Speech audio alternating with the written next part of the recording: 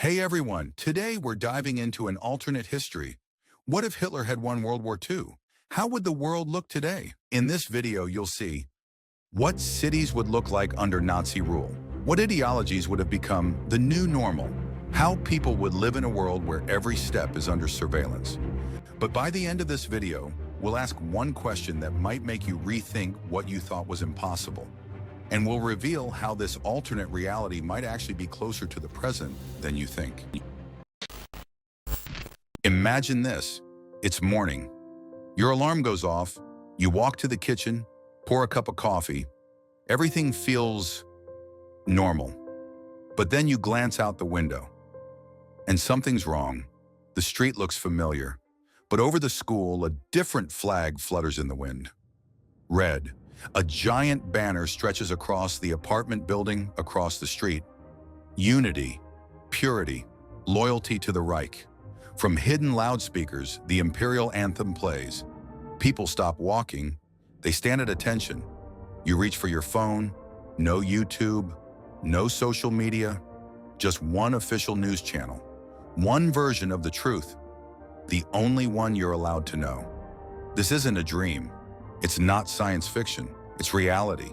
In a world where Germany won World War II, we know a different story. Hitler lost. Europe was liberated. The Allies landed in Normandy. The Soviet Union took Berlin. Fascism was condemned. The world looked into the abyss and tried to build rules so we'd never go back. The United Nations was born. Human rights were declared, but none of this was guaranteed. It didn't happen because it had to. It happened because of sacrifice, luck, and millions of deaths. History could have taken a different turn. Just one wrong move, and everything could have changed. Now imagine a different scenario. It's the fall of 1940. Germany defeats Britain. Operation Sea Lion isn't a myth. It's a success. London burns. Churchill is dead. The king flees to Canada. America sees no reason to join the war. Pearl Harbor never happens. Japan sweeps through Asia unchecked. Stalin signs a non-aggression pact and stays out. The USSR becomes a buffer zone and a trade partner for the Reich. France, Belgium, the Netherlands, Scandinavia, all under control. Italy expands deep into Africa. There's no resistance, no allies, no second front. By 1945, Germany isn't in ruins. It's a superpower. Berlin is the heart of the world, and Adolf Hitler is its leader. This is the dawn of a new era, the era of fascist civilization. Europe becomes a single unified state. They call it the Greater Aryan Empire. One flag, one language, one Führer. Every school teaches the new version of history, where Hitler is the savior of mankind and democracy is a disease. Art is no longer free. There's no abstraction, no rebellion. Only statues of warriors, heroic murals, brutalist architecture marching in straight lines. Each morning begins with an oath to the Führer. Women are required to bear racially pure children. Men are expected to serve. Everyone is assigned a role. You don't choose your job. You don't choose where you live. You don't choose your partner.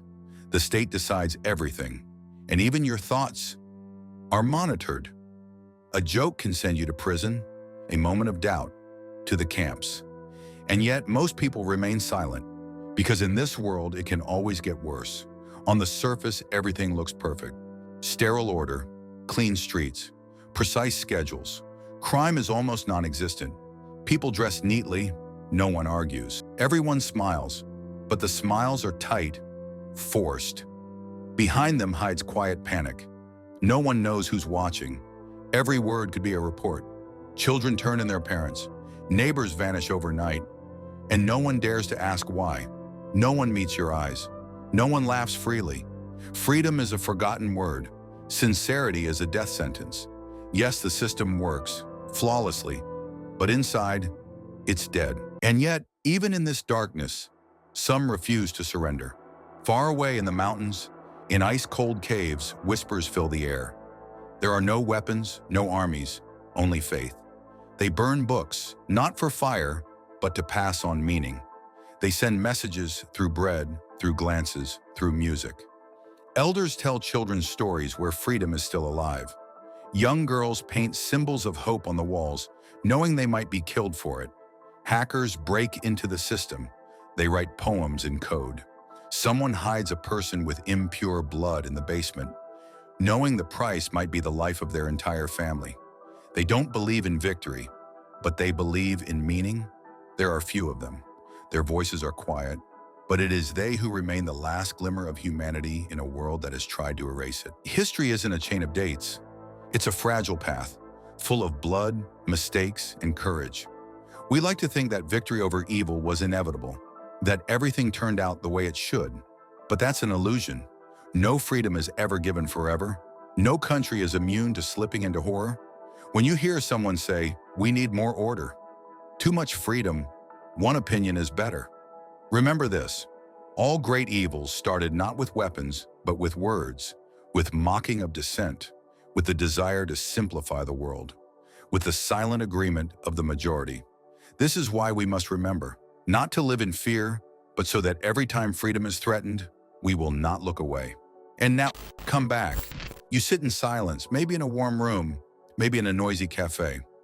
Outside the window, boots aren't marching. No one watches you through the black window. On the table lies a book you chose yourself. In your headphones, music you found. On your phone, thoughts of people you may disagree with, but have the right to read. You can turn off this video. You can leave a furious comment. You can laugh. You can walk away. This is your freedom. You can vote or not vote. You can fall in love, write, create, criticize. Someone next to you speaks a different language. Someone prays to a different God.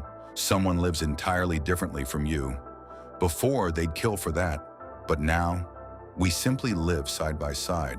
We've forgotten what it's like to fear speaking, to fear thinking, to fear living. Freedom has become a backdrop, a habit, but what if one day it disappears?